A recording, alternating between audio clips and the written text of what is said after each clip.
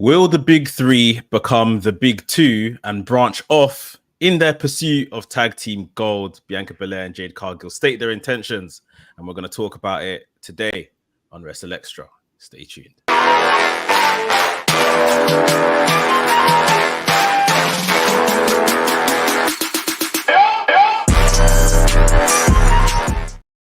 Yo, this is a WrstlXtra. I'm your boy, A Dazzle, the Black Wrestling Advocate, of course, joined by my trios team, the Real House of Black, Mex, the WrestleManiac, if you will. Yeah, and of course, the omnipresent professor that is Gerard Bonner. We talk about the big three, Jade Cargill, Bianca Belair, Naomi. After their amazing big win at WrestleMania in the 6-woman tag team match, defeating Dakota Kai, Kairi Sane, and Asuka, these ladies are now looking at gold. They are not messing about. They're looking to match the black and the gold, merge them together, and become the big golden three, if they can. We saw on SmackDown, the first SmackDown after WrestleMania, Naomi had the chance to prove herself against Tiffany Stratton, who was beating her before. Bayley came out, the new women's champion, came out and declared she's going to give someone an opportunity. Was about to mention Naomi's name, but no, it's not that time. It's Tiffy time, and Tiffany Stratton came out. Which then, of course, Naomi interfered, and it was decided that them two would have a match to determine the number one contender, and Naomi came out with the win. This means Naomi is now the number one contender to Bayley's championship. Gerard, how are your feelings? I mean, we've been saying on the show for the past number of months now since Naomi's return, or weeks after she first returned. We were questioning why did she come back when she had it all nice in TNA? Where's the title opportunity? Boom. Here we are. Are we excited? Well, we should be excited. I mean, the thing is, I remember saying when she did sign that, we would have to give it time because there were so many things already lined up for the incredible women that were already in the division that there really wasn't going to be a space for her to get a title opportunity. I didn't see this happening for at least 6 months down the road. Of course, Jade Cargill enters the group chat, and now all of a sudden we've got a space where the three of them are together, a great WrestleMania moment. I will readily admit that I did not see a championship opportunity for Naomi coming this fast. Not because Naomi didn't deserve it, but it just felt like there were other stories that were dominating that might enter themselves into this picture. This gets interesting for a few reasons. For one, it's been well documented over the last year or so, the very real friendship between Naomi and Bayley, how they have been there for Mercedes, for all of her debuts, whether that was in New Japan or AEW. They, in turn, were there for Trinity/Naomi for her TNA debut. And so I think it's really cool that Bayley wants to give Naomi that first title opportunity. I don't know what happens here. Like, I don't see Bayley losing in her first title match, but I don't know that Bayley would win clean either. I feel like there's going to be another story that happens somewhere in here. And there are a few moving parts, right? There is the saga that's going on with the bloodline that has its new wrinkle. And with Naomi's husband being publicly acknowledged in that same promo by Tiffy Time, could we finally see some sort of on-screen connection between Naomi and Jimmy? That's a possibility. I would love to see these big three holding gold at some point. This match might be kind of that match that says Naomi can do it. I don't know if it's a time limit. I just don't think we get a super clean finish on this. And I think what this does is it lends itself to a future title shot for Naomi. Maybe it's as soon as this pay-per-view in France. Maybe it's in the King and Queens of the Ring pay-per-view in May. I think something's going to happen. Eventually, we could see Naomi as the women's champion. I just am not sure that it happens this Friday. A non-clean finish. I didn't even think about that. Makes you nod in your head. What are your thoughts when it comes to the imminent match between Naomi and Bayley? Yeah, I think Gerard's right. There's a lot of kind of moving parts with this, and even so much so, had they didn't kind of jump at the opportunity to do the number one contenders match on SmackDown between Tiffany Stratton and Naomi, and obviously what we've come to learn now about Rhea's injury, you would probably throw Naomi straight into the hat for someone that should be involved in however they're going to crown that new women's world champion. Even with that title, that something there did cross my mind with, it seems like obviously long term we're kind of getting, Bloodline OGs versus Bloodline Wolfpack or something like that. So it's like we could have maybe even crowned Naomi, women's world champion or something, or crown Nia Jax women's world champion, and then have Naomi join the OG Bloodline to try and kind of chase her. Nia Jax if she joined this kind of Wolfpack version. So there's several things that either timing literally by a couple of days have maybe just not fallen in the right slots. And with Naomi and Bayley, I think what we're just going to see is a good old match. They'll be given time. There could be the possibility of a Tiffany Stratton getting involved to kind of just scatter everywhere. That would be the X factor for myself. However, I think, Bayley just needs to kind of wrestle a good match and kind of maybe more cement herself as a face. So if it's a thing where the two ladies put on a great match and show some respect before and after the match to each other, I think that could be a kind of get out of jail free card. And I think you will definitely need to start thinking about what you'll do with Naomi, because bar something like the brand split, shaking things up and tearing apart the self-proclaimed big three, it's then a case of, well, Jade and Bianca will win the women's tag team championships. That's a given. So what are we going to do with Naomi that she doesn't get, left behind, if these three especially are going to remain some type of unit on TV? A women's Queen of the Ring win could be good. It could be interesting, at least something in the interim. And it'll be down to WWE to do something with that, name, that title sort of thing of being a Queen of the Ring. But I definitely feel like she could be someone that should be in and around a title scene, especially since one has literally just become vacant. But I think that my only issue with that is that it becomes a pretty issue if she loses to Bayley and then goes over there and wins that one. It's like secondary. If you see what I mean? Like, it's not a secondary title, because I feel like Rhea has really made it. I don't think there's that discrepancy within the women's, WWE title and the world title. Right. But it would be weird if she lost one world title and just went and won the other one, I think. I think that's the strong possibility, especially given obviously the circumstances of Rhea having to relinquish. In hearing everything that everyone said already, I think there's a strong possibility that Jade and Bianca win the women's tag team championships, which then means they don't necessarily have to be drafted. They can show up on either show anyway. Naomi then gets drafted to Raw, and however she loses to Bayley, I think it's gonna be.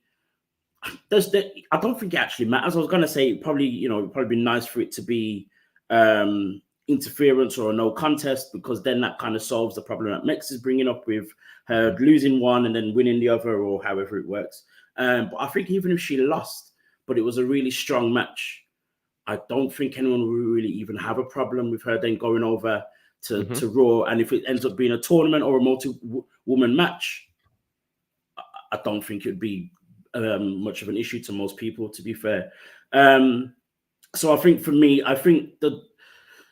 in terms of Naomi, in the short term, I think the minimum for me that would need to happen and would make sense is for her to win the Queen of the Ring.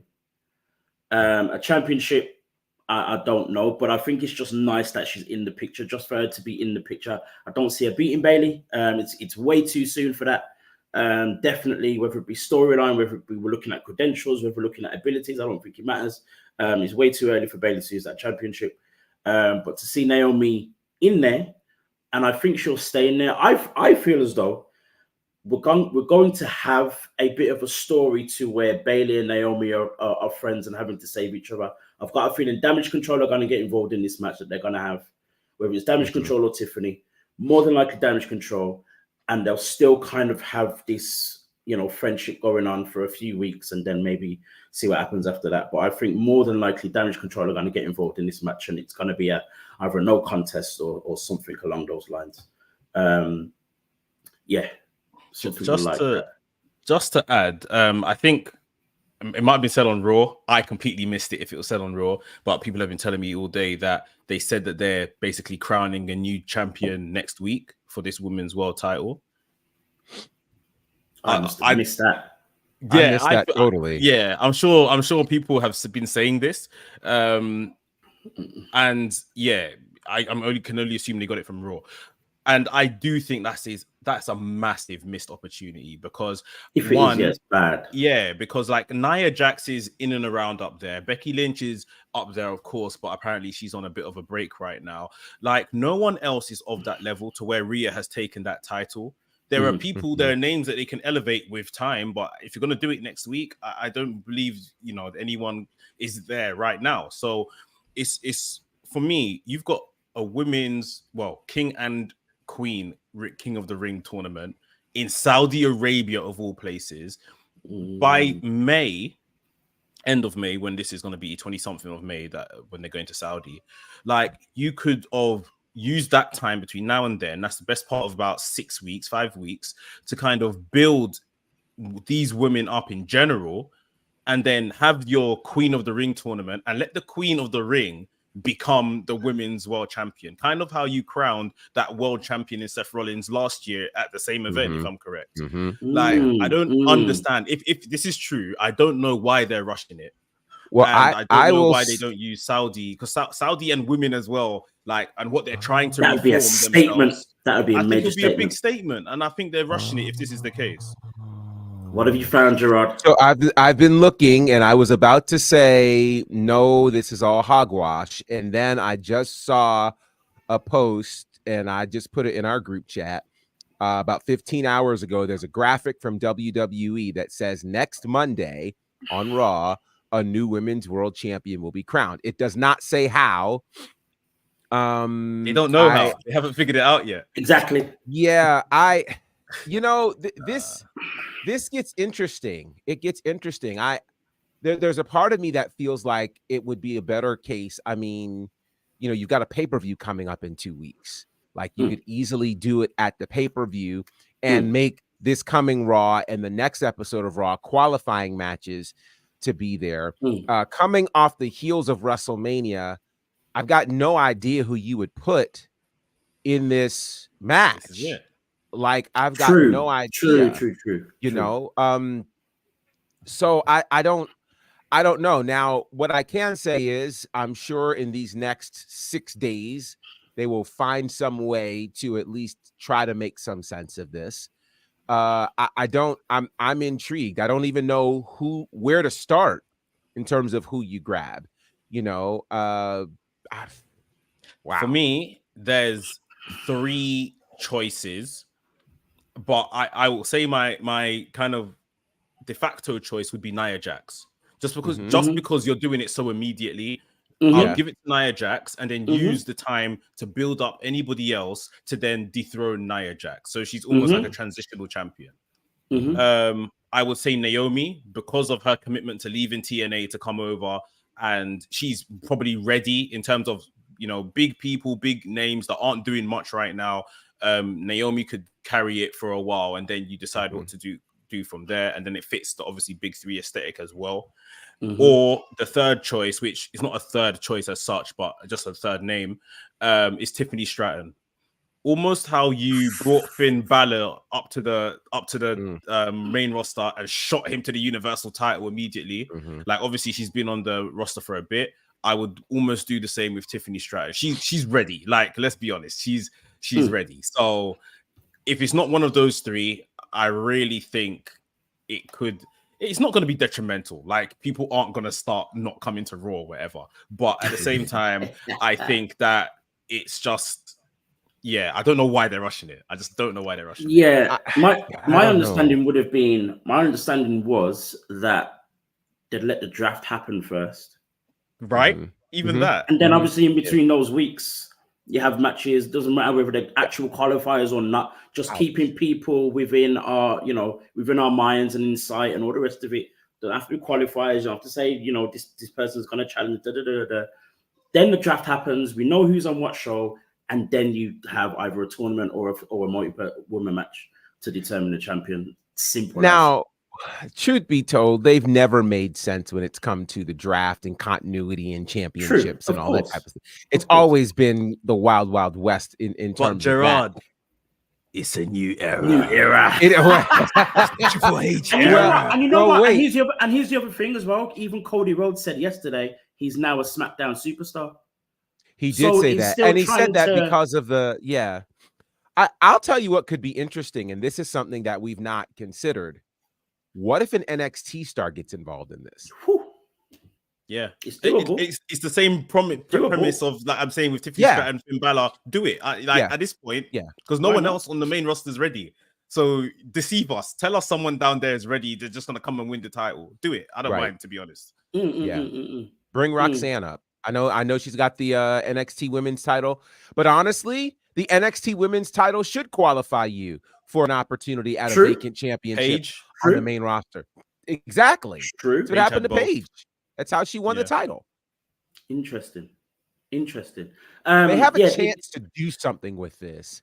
And I think we're going to really start to see, all the talk of the new era.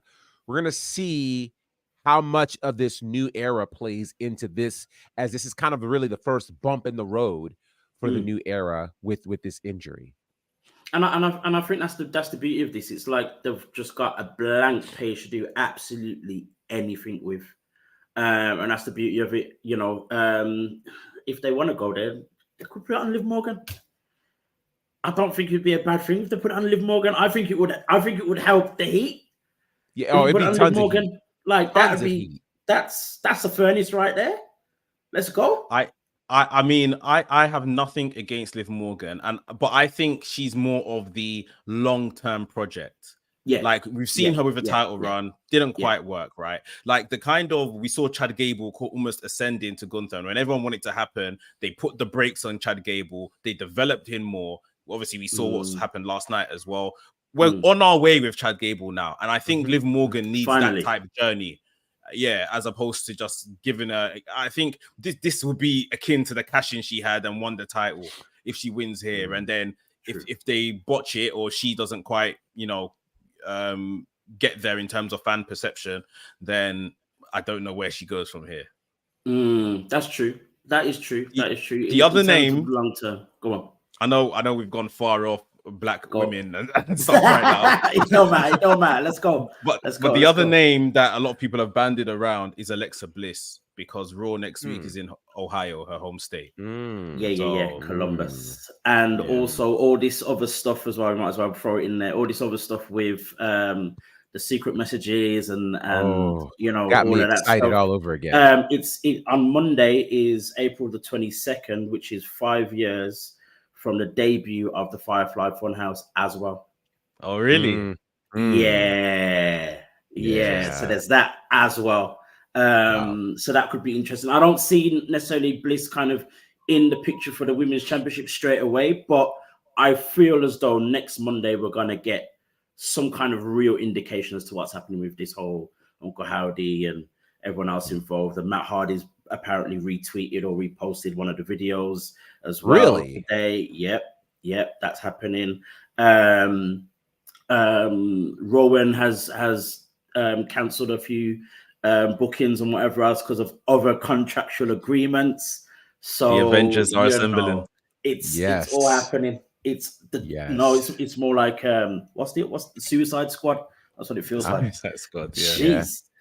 Yeah, so that's going to be interesting. Rolling it back to the big three. Obviously, we saw Jade Cargill and Bianca Belair pick up a tag team victory over Chelsea Green and Piper Niven the other day as well. In a backstage exclusive, they were asked if they would pursue tag team gold, and they then said, "Of course we are. That's exactly what we're here for. It'd be nice to have some gold." Bianca said, "I've never been tag team champion before." Is this the way we go? If you asked me this 2 months ago, I would have said, "No, not at all. Please don't do it." But we're here now, and you know what? I think for me, if anything else, if for nothing else, should I say, for me, I think it's just the possibility of them being able to be on any show that they want. That kind of excites me more than anything else. But what are your thoughts in terms of Bianca and Jade, the power couple, just tag team champions? Gerard, I think go on, Gerard. Yeah. Oh no, Max, go ahead. Yeah, go for it. I was just gonna say that. Yeah, aesthetically, they just look the part. Like it just looks like it was meant to be from day one, sort of thing. Like, you know, obviously all the talk of bringing in Jade and eventually getting that face-to-face at the Royal Rumble was that they're gonna face off, they're gonna have this great WrestleMania match and all that kind of stuff. You know, people would have envisioned them as a team so soon. Definitely not. And yeah, like right now, Bianca is clearly taking a bit of a water break from the main event scene, if you like. But at the same time, I think this is a kind of good place to put her. I don't have any other kind of way to say this, and I mean this very respectfully, but it's almost like not babysitting.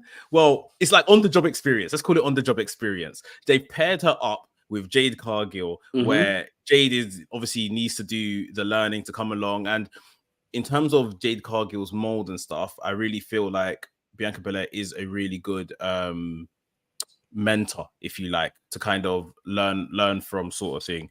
I can't see past, like, even as they're friends and they're kind of gassing each other up and all of that, and I want to see them as tag team champions as well. I think that there is so much money in Jade just turning on Bianca. Like it's like I can't wait for it to happen. That's probably more so what I'm waiting for now, and I think that'll shoot Jade into another stratosphere. But these two would be good together. Like even with, again, going back to the news of Rhea vacating her title, if they took their time to name that new champion over the next few months, but in the interim they made Bianca and Jade the women's tag team champions, and they could go to both shows, like you're saying, it's almost fills that void. I think part of the issue with naming a women's world champion immediately is because they don't have anything like a women's mid-card belt, so they need some type of presence there. But this could have been a really good pit stop for both of them, still keep them feeling big. I think, yeah, Kabuki Warriors, their days are numbered. It's gonna happen. And yeah, I'm looking forward to it. Gerard? Yeah, you know, I like you. I think we've been very vocal here on this show that we wanted to keep Jade and Bianca as far apart as possible for as long as possible until we get into Mania season next year. And I feel like every time I've seen them on camera, I've eaten all of my words. From her joining SmackDown to where I thought she should have been at NXT. I'm like, you know what? This works. You know, seeing her paired in that 6-woman tag, you know what? It works. And when I saw her on SmackDown this week, her and Bianca together, it took me a second before it clicked. Oh my God, this dream team is in front of me right now. It's not SummerSlam. It's not Survivor Series. It is the week after WrestleMania. What is going on? And as I say that, I realize I love seeing this. Like, it's almost like you have this feeling that you know what's going to happen. Perhaps it's because we've only seen Jade not play well with others, you know, in her AEW run. And you just almost expect for at some point Jade to kind of make the turn.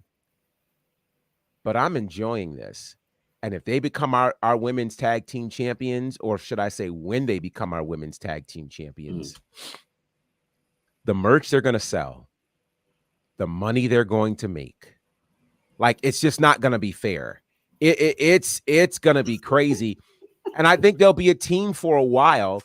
And I don't want to say it, but I will say this. This is going to be a hot take. Maybe it's not that hot of a take. It's not. Say it. I know where you're going. It's not that hot of a take. Please, say it. I just think that if and when this does happen and this breakup happens, it's going to be the most emotional thing we've ever seen.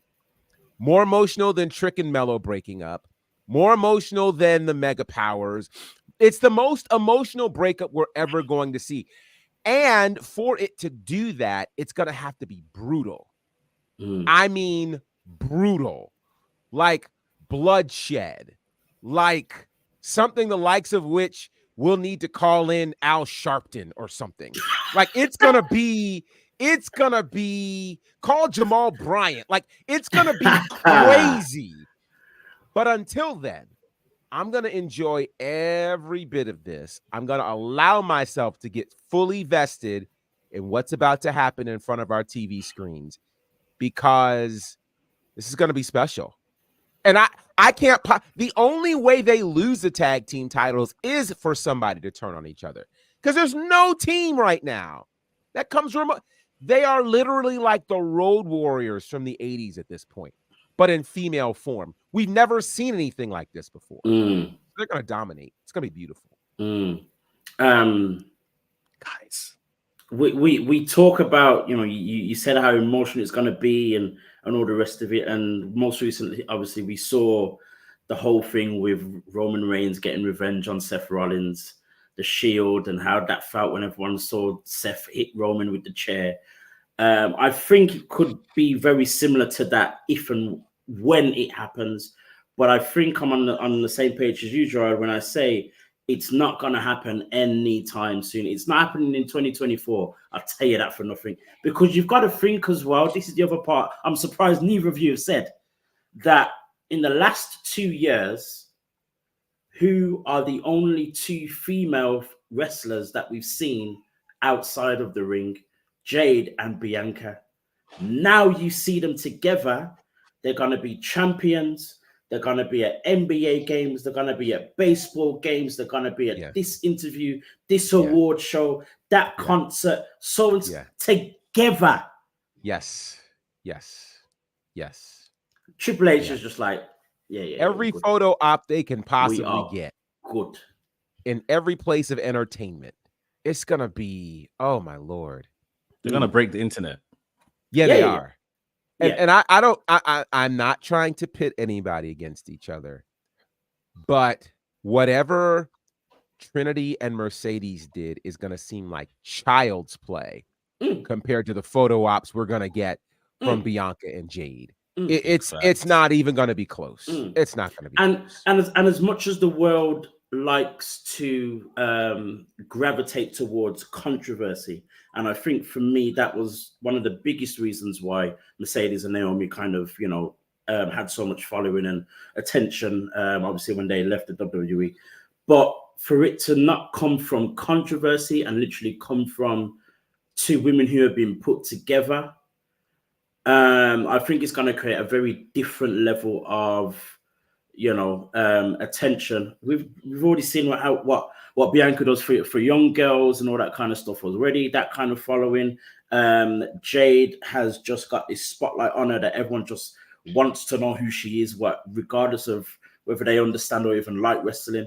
So to put those two together, it's about to be crazy. I think it's about to be absolutely crazy, and I cannot wait. And then when we do eventually get any kind of breakup, shake-up, or whatever it is, it's gonna be massive. It's gonna be massive.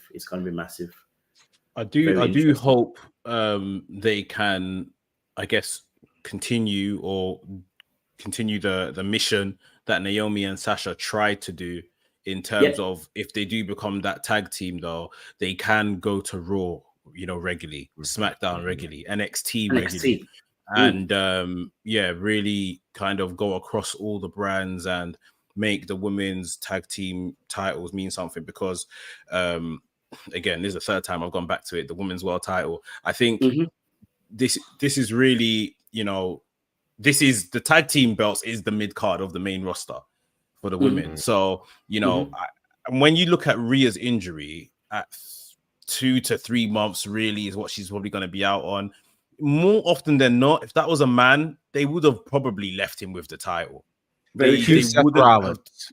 Seth Rollins before Mania, like, they wouldn't have kind of pulled the trigger. But I think it's literally the void. If Rhea, who is a massive character on the TV show every week anyway, the void she leaves is what is kind of forcing their hand here, I think, more than anything, because that injury, if anything, I don't want to play it down, I'm not too sure what it is, it's her shoulder, but it might just be impact of how she fell as opposed to something's, really damaged. So, I think with especially Bianca and Jade at the helm, they can help to kind of fill that void across the show, or, prop up if they do name someone that is in the tier down from Rhea, as a world champion, them doing the other women's work on that brand, whatever the brand may be, can really help to prop up that women's division still.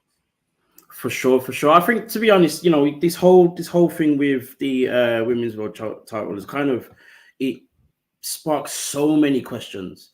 Like, you mentioned the women's tag team champions being like the mid card. Obviously, there was talk and rumor for the since the start of the year, probably even before, that there was going to be a mid card women's title on the main roster. We've seen that there's going to be one on NXT, the Women's North American Championship. If there was going to be one, if there was talk of there being one on the main roster, do you think that what's happened with Rhea now has kind of probably messed that up, or is there still a space for that to happen? I think there's very much still a space for it to happen. I mean, think about the depth of the women's division on both Raw and SmackDown.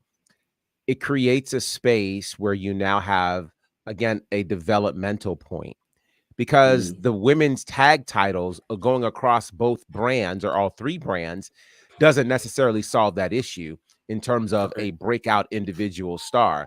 So think about how this would solve an issue, as we've mentioned, for Tiffany Stratton, for Naomi, honestly, even for a Liv Morgan at this particular point.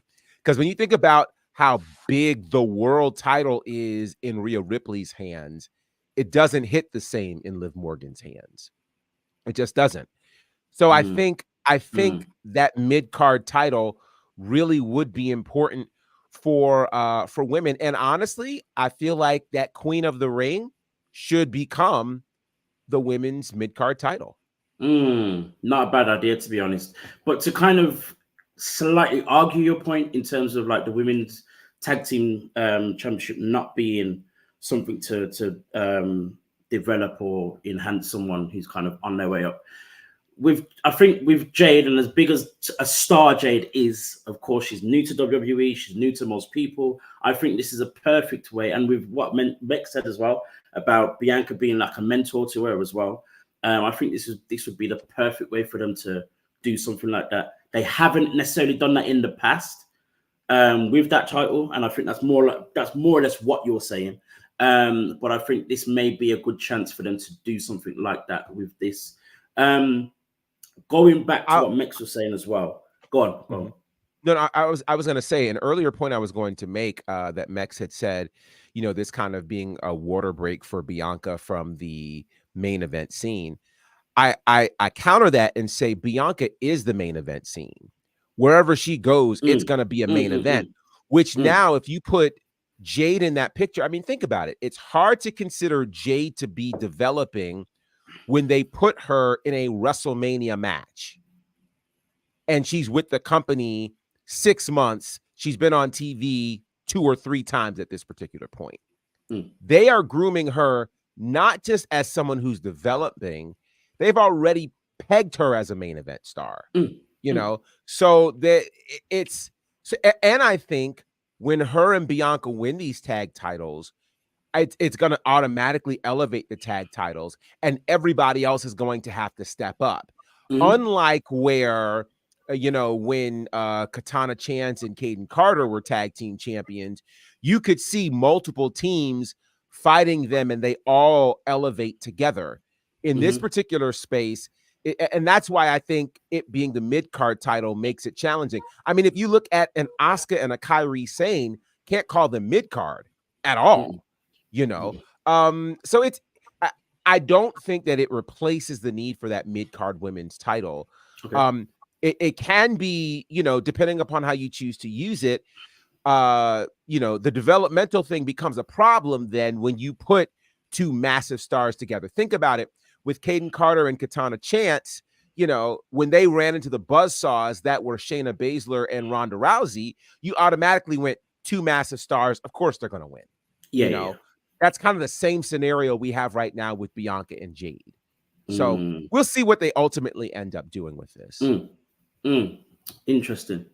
There's more questions I could ask about this whole thing, but we need to kind of move on just a little bit. Speaking of tag team championships, of course, we saw R-Truth become one half of the Raw Tag Team Championships alongside the Miz.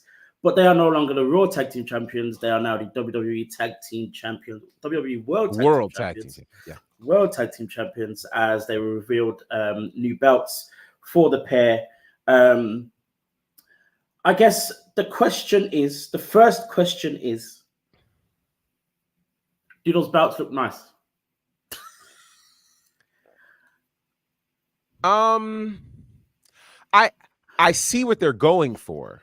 Which is the continuity across the Raw brand with whatever those world belts look like, so that the men's title, the women's title, and the tag title all resemble each other. I initially was a little confused in terms of why they were changing the names of the titles, but I get it. Your Raw title, your world title, you kind of want continuity. I understand that. I haven't fully landed on how I feel about the belt design yet, or the look of the belt, but it does scream world championship in terms of a tag team title far more than the look of the Raw tag team titles does. Most definitely. I think it's 1,000 times better than the Raw tag team championships in terms of design, but as its own standalone design, it's all right. It's just all right. Yeah. I think it's only because it's too similar to the others. It's way better than the last one's. Way better. I wish they would have done something a bit with the shape, like just the perfect circle thing looks still like the previous iteration, as opposed to I don't know, giving it some corners or something. I don't know, but just something. Yeah. It's way better than the previous, but I definitely feel it could have been a little bit more unique. Could have been better design in general. We're gonna see. We've seen that DIY are number one contenders. And I don't want to ask the obvious question. I think the answer is obvious. Did they lose the titles? I don't think they do. What's interesting to me, this is something that's kind of a little bit away from it, but it will find itself there. We saw Chad Gable turn on Sami Zayn yesterday. It's interesting that one of the Creed brothers, I don't know if it was after or before, I think it was today, so it's after that happened. He's tweeted, willing and left it at that. Willing and left it at that. Exactly. I see the Creed brothers. The Alpha Academy is not gonna change. They're gonna probably be upset with Chad. Chad's gonna denounce them or whatever it is, and then boom, it's gonna be the Creeds, because they've got that meanness in them. They haven't necessarily shown it necessarily, but we know that they've got that there. So to see the Creeds, so it's already in the works. It's already in the works. On Raw, when he done his training video, interview, he was training with the Creeds right show before the show started. exactly like, that as well. let's not mess around. Denounce Otis and Tozawa and Maxine and say they're jokers. Take on some real guys that know their graps, and in all honesty, they need this position as well. I think they came in very hot onto Raw. They've kind of trickled down the totem pole a bit, so they need this as well. This is exactly what it says on the tin or what it looks like. People will say it's Team Angle. Okay, that's fine. Team Angle were great. Fine by me. Give me Team Angle. Give me Team Gable. The Gable stable. Give them to me. Like, give me that. Give me that. It's fine. Like, I ain't got no issue with it at all. Yeah, let's run it. Let's run it. With that said, do you see that Truth and Miz hold these titles for a while? Do they go through kind of like, with Miz saying, we're gonna elevate the tag team division again, and this, and blah blah. Do you feel as though they're the team to do that, or do you feel that this was more so about the moment for Truth at Mania? This was absolutely a WrestleMania moment. I don't see Truth and Miz as long-term tag team champions. Depending upon when their first title defense is, like if there's a defense between now and when they fight DIY, maybe they get through that. Maybe they get past DIY. And I say maybe because maybe I legit think DIY could win the World Tag Team titles. Wow. They are Triple H guys as well. And I mean, they've done great against the other teams. They are a far more established team than Truth and Miz. Truth and Miz obviously had that great moment 10 or 11 years ago at the Survivor Series against Rock and Cena, but they weren't a regular team since. They are the entertainment act of WWE. And there's a lot to be said for that. And we appreciate Truth and Miz for that. And Truth segment last night was absolutely hilarious. But nobody takes that as a serious world tag team champion. It reminds, oh God, I can't believe I'm going to say it. They're going to string me up for this. But this was Zack Ryder at WrestleMania 31. Okay. Yeah, you gave him his 32. Thank you. You gave him his moment. He got his moment. Ironically, the next night he lost the title to who? The Miz. Okay. So I think we've got a space here where Miz, listen, what they need to do is loop that WrestleMania moment.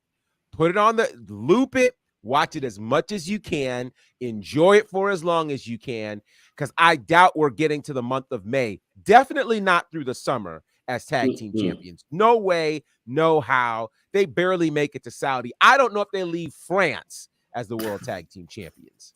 Well, but we love you. Wow. I would say at best they're gonna go to France and maybe defend the title. Maybe they lose in France. I feel like, with the French influence, Miz can wheel out Maurice and they can help get a bit of a pop or something like that. True. But I will be absolutely gobsmacked, flabbergasted, taken aback if by Saudi Arabia 20-something of May they are still tag team champions. I will fall off my chair.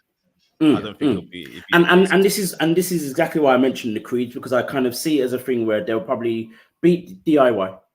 Again, probably a little bit too early for them to just lose it just straight away. It's not, but it is. But then the Creeds will be Mina and all the rest of it, and there is no way if the Creeds challenge Miz and Truth that Miz and Truth come out as winners. Then from there, we can start getting those real serious tag team matches that we've wanted to see. So the Creeds are champions with DIY breathing on their neck, even the New Day coming after them. And after the draft, it could be anyone, could be the Street Profits. It could be anyone. The Viking Raiders have kind of, come back and all of that as well. Like there's so many things that could happen. So yeah, unfortunately, and as much as, we've loved it, I definitely don't see this as a long-term championship reign. And that's okay. That's fine. And they're brilliant as they are and with what they do. And they've had their moment. And Truth's had his moment more than anything else. And, after that, we just continue getting Truth. And I'm sure they'll stick around the tag team division in some way and own their place, whatever it is that they're asked to do, as they've done for the last few months. They've done it so well. We don't even know if Truth is going to make it to France. He didn't make it to Saudi. He got lost. He got lost. So how are we guarantee that he's even going to make it to France? You know, he might go to Finland or something. What in the world? Oh, Lord. It's going to end up in Canada again because they speak French. Yeah, exactly. He might go to Haiti or something. Like, I don't know. There are too many variables right now with Truth. For real. Too many. You know, and then wait, then you expect him to go from France to Saudi Arabia? Too much international travel. Yeah, that's gonna be a lot. That's gonna be a lot. Turning our attentions to AEW, we know that Dynasty is happening this Sunday. Or should I say, for the Americans, Dynasty. Sorry, we say it a little bit different here. A little bit different. It's happening this Sunday. Swerve Strickland takes on Samoa Joe for the AEW World Championship. And instead of kind of asking the question, does Swerve win? How is it going to pan out? We kind of know. We've been saying this for months and months and months. Swerve has to win this. But the real question is, has this whole fiasco with this CM Punk footage and the lead up to that, and you know, everyone kind of getting derailed by the comments from CM Punk and Triple H during WrestleMania week, has that taken away from what should be in any company, what should be the focal point of any company, their world championship? And even on top of that, we've got Ospreay versus Daniel Bryan as well. Everyone's very much invested and interested in that. Has the AEW World Championship taken a back seat to all of this stuff? Mex, what are your thoughts? First of all, of the footage in general. We won't speak on it too long. We could speak on it for forever. But then just in terms of, you know, the positioning of the World Championship, the AEW World Championship at the moment. In terms of the footage, like I keep saying, the perception war between AEW and WWE, AEW aren't winning it anytime soon. They're not even in the same, ballpark, the same stratosphere of where WWE are playing the game in terms of perception alone, compared to what's actually happening in these companies. I thought putting out that video, it was just completely needless. You're putting shine, you're bringing attention to someone that doesn't work in the company. Between Punk and Jungle Boy, Jack Perry, you can't pay this off. Like, CM Punk don't work there. So, and right now, Jack Perry's not even on your TV. Like, so it's a very weird one as to why, and the Young Bucks using it as justification as to why they lost in August. I mean, they're heels. They are what's the word? Trolls. The Young Bucks are, they are a different breed. I love the Young Bucks to bits, but they are a different breed when it comes to this trolling and being bad guys and stuff like that. I just thought, just on a professional level, this was completely unnecessary, unneeded. And I had even found out while I was out in Philadelphia from people that work in and around AEW. I won't name names or anything like that, but they had been trying to talk down Tony from showing this video for 2 weeks or so. It was meant to actually air, I believe, the week before it did. So, yeah, a lot of people aren't actually happy with this, but we get on with it. Last week, I think it definitely took the spotlight, obviously, that and Will Ospreay's comments towards Triple H, which then, it scared me for Swerve. It scared me for Swerve as to, going into a pay-per-view in, a week's time or so, whatever. Like, this isn't where you want to be, second or third fiddle to drama, not even other real kind of things happening on that card, just drama. And his segments and Samoa Joe were both very good that week. Good. He started it hot. He attacked the champion when the champion was going to have his match in the first match on the show. And then he bookended it as well, rattling the champion as well, holding aloft the AEW world title. But we all left Dynamite talking about either Will Ospreay and Triple H or Jack Perry and CM Punk and CCTV footage, which isn't great. I think it's fine. I think it's a 1 week deal. I think this week on tomorrow's show. They'll probably do a lot towards this big title match, and deservedly so. This is going to be a crowning moment over this next weekend. If they drop the ball and don't give it to Swerve, oh my god, they can't be that silly. Like, even if it's like, oh, prolong it to the next pay-per-view. No, I think this is it. Mm-hmm. This is the moment. The pay-per-view is called Dynasty. Like, it all happens here, and deservedly so. So yeah, I think it took the attention away from 1 week. Thank God it wasn't like this week. They still have, you know, this week's episode to kind of recover and build it. But that's all I think it will be. Just 1 week of madness, and we'll get back on track as of tomorrow with Dynamite. Gerard, what are your thoughts on all of this as well? And another question I'll pose to you as well. Does the AEW World Championship match, is that the main event, or will it be Ospreay and Bryan Danielson? I think it'll be the main event. I think they'll probably do co-main events with that one, and of course Ospreay and Danielson. Yeah, I do think that. I feel like I'm reminded of an old song, and the lyrics said, "Oh, what needless pains we bear." Okay, what this whole situation was unnecessary. It was unnecessary. And where I feel bad is I feel like AEW has really been on the rebound from their own misgivings, going all the way back to, you know, that all-in scrum or the all-out scrum back in 2022 in Chicago. You know, they spent all this time recovering from that. And then you get to 2023 and you have this situation happen at All In. And they've spent months recovering from that. We get into 2024. It feels like a new company. You know, you've got Samoa Joe as the world champion. Swerve is on his whole grind. You've got Sting's retirement match where they pack 16,000 people into that Coliseum in Greensboro. You sign Ospreay and Okada and Mercedes, and it feels like, okay, we're on the right track.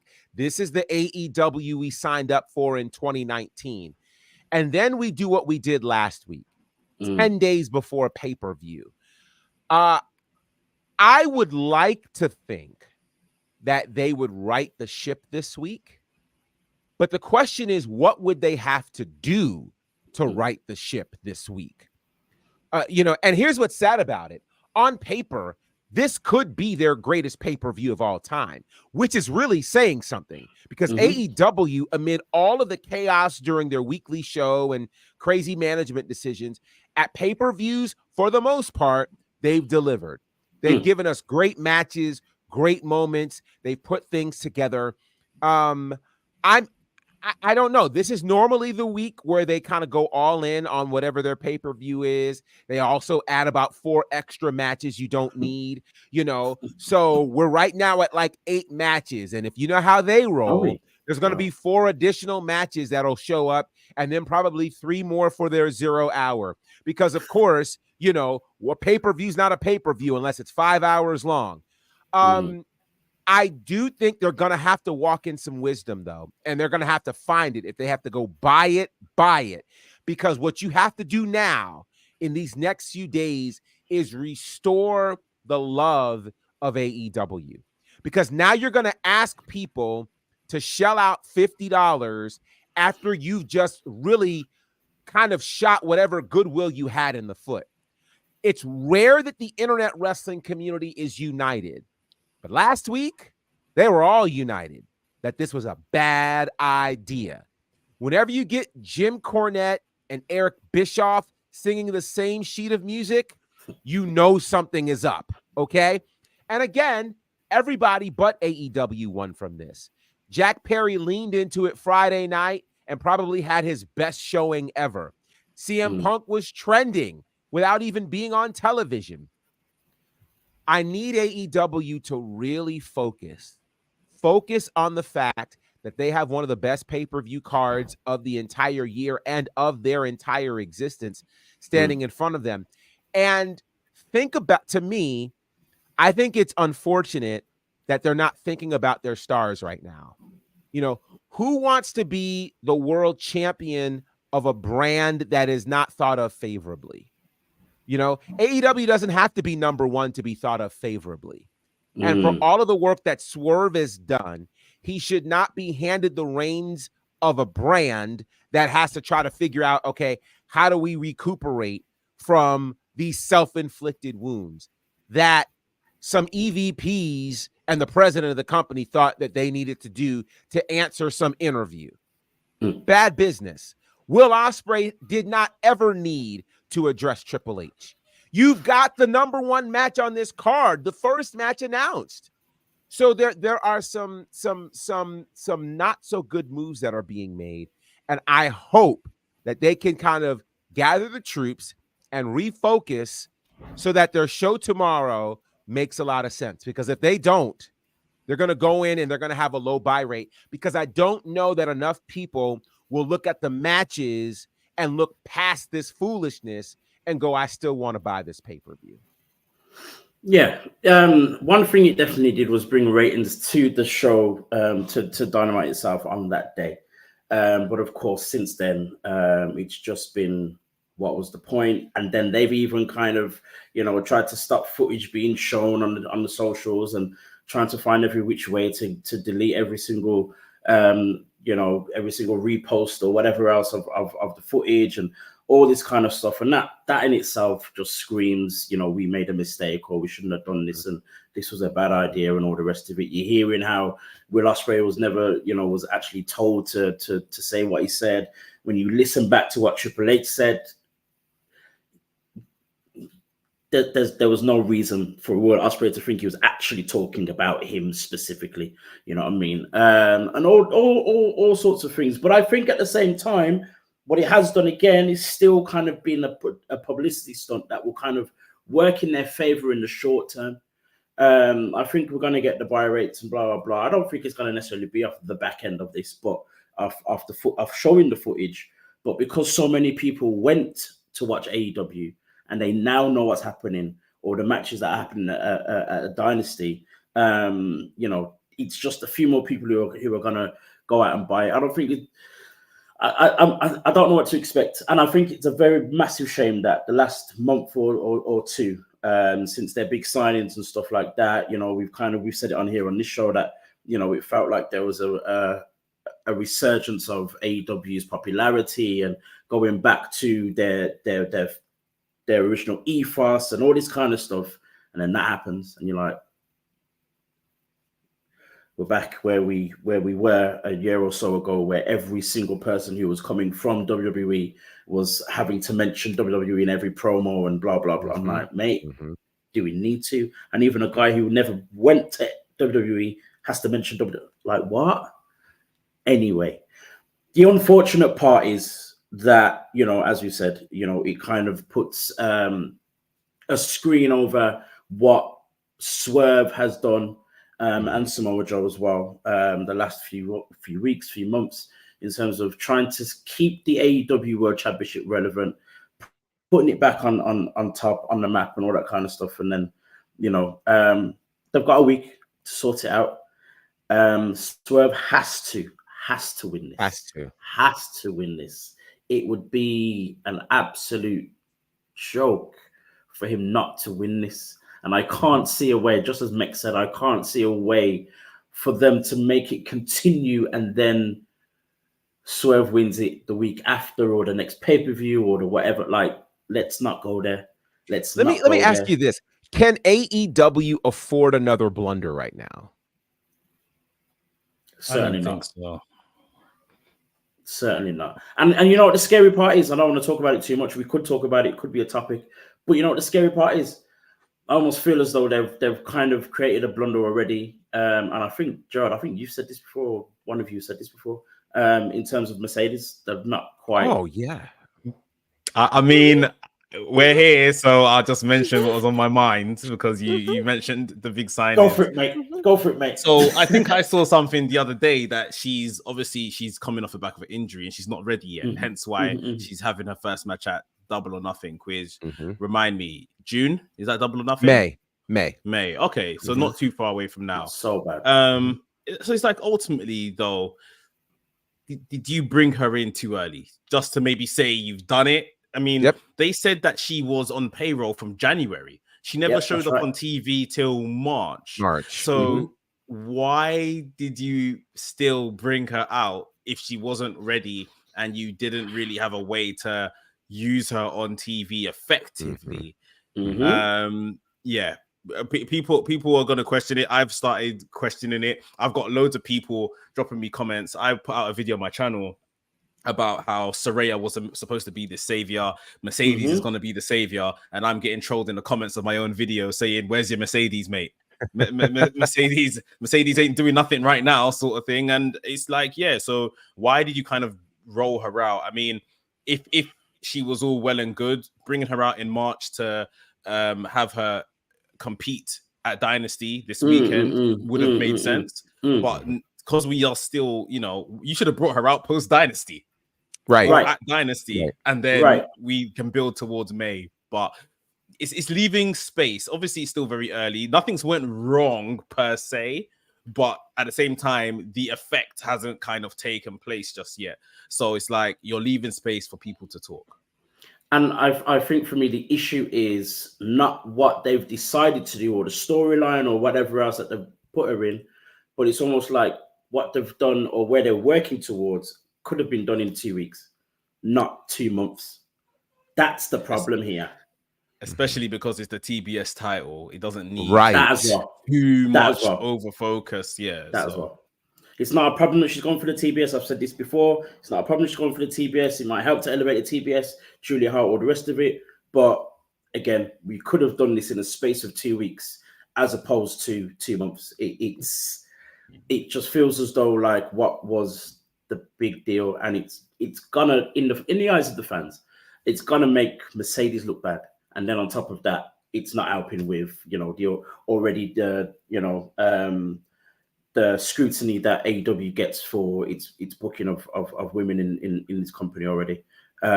It's not helping at all. And you've already got Willow focused on other stuff with teaming with Edge and blah, blah, like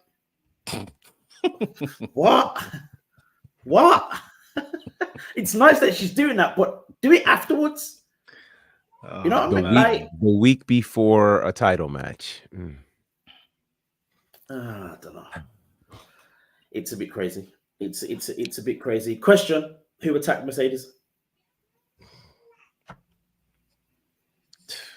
Do I care? Do I care? Whoever decided to air that footage, that's who attacked Mercedes. The CCTV specialists are back at it again. Exactly. AEW Anonymous. That's who. Wow. AEW Anonymous. Yeah, I don't know. I mean, I think more so from the attack. What people were talking about was the sounds she was making, trying to sell the attack. Right. And that's a whole other conversation. So. Yeah, it was a bit of a weird one, a bit of a weird segment. I don't know. Well, I guess we'll find out tomorrow if that is a move to write her off TV for a bit. Yeah, it's just a bit weird, isn't it? Yeah. It all feels very low. That's the problem. It all feels very low budget for a woman who came in as big business, as someone who is the highest paid female or allegedly highest paid female in wrestling at the moment, right now, or whatever. It all definitely feels very low budget in terms of all of that. It's a little bit strange. Before we go, I want to talk about it very, very quickly. Tonight we've got Trick Williams versus Melo 2, but this time in a steel cage match. My question is, Gerard, I'll go to you first. My question is, do we need this? Are we still going with the Trick Melo thing? Will Melo be drafted to the main roster when this draft happens? And if so, what happens in between with these two? Well, do we need this? I didn't think we did, but I think they are clearly accelerating a few things. The fact that Trick Williams has an NXT title shot next week, And if he loses, he has to leave NXT. That's acceleration for you. So we're either going to end up with Trick Williams as the NXT champion next week, or Trick Williams is in the draft, right? It's one of those two things. I think this match tonight with Melo and Trick is Melo's swan song. Just like we saw Braun's swan song last week, this is Melo's swan song this week. He's going to put on something beautiful. I think he's going to beat Trick down. Trick will eventually escape, but Trick's going to get a beating tonight so that Trick won't be 100% next week when he fights, for the title. He'll fight for the title next week. He won't be 100%. He'll squeak out a victory. Ilya will go up for the draft, as will Melo, and all will be right in the world of NXT. Next. The NXT writer has said it all, so there's nothing more to say. Word for word, bar for bar, ladies and gentlemen, that's what's happening. And the NXT executive has signed it off. Yeah. All right, no problems. There it is. No problems. There it is. With that said, guys, this is the end of our show. Thank you for watching WrstlXtra on the WrestleManiac UK YouTube channel. Don't forget to like and subscribe and to see us every single Tuesday. And also to see when this guy Mex puts out all his reactions and opinions to AEW, WWE, everything in between. You can also find Mex on the Wrestling's YouTube channel as well. Don't forget to like and subscribe to see when the man them put out all of their weekly shows. You can find Mex on WrestleManiac.uk on Instagram, WrestleManiac UK on X. You can find this guy, Gerard Bonner, on all things Bonafide. You can also find him on his own show, The Faction Show, as well as WWT Live every Monday, Wednesday, and Friday. I need to get that right. You can also see him doing his broadcasting and commentary on every show possible, I think. Southern Honor Wrestling, IWE, All Caribbean Wrestling, the Nightmare Factory, Turnbuckle Championship Wrestling, everything else in between, Shay as well. Guys, you can find me, Dazzle, on Black Wrestling Alliance on Instagram and BWA on X. And as a new blonde world champion recently said, until we yeet again. See you later, guys.